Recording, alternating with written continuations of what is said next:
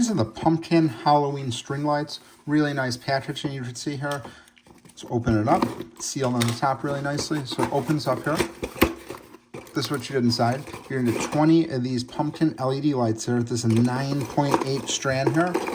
You just see, this is exactly what I was looking for. We're going to be using these on a fireplace mantle, and this is, we had these for several other holidays, Christmas, Thanksgiving, we switch it out.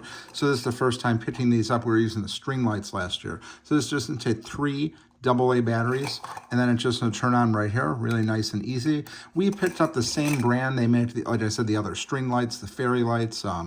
We have a bunch of different ones here, but 9.8 feet here. The cable is really nice, and this is really easy. You just put it on the one side, and you just turn it on and off. And these are just really cool. They have 2 different modes here.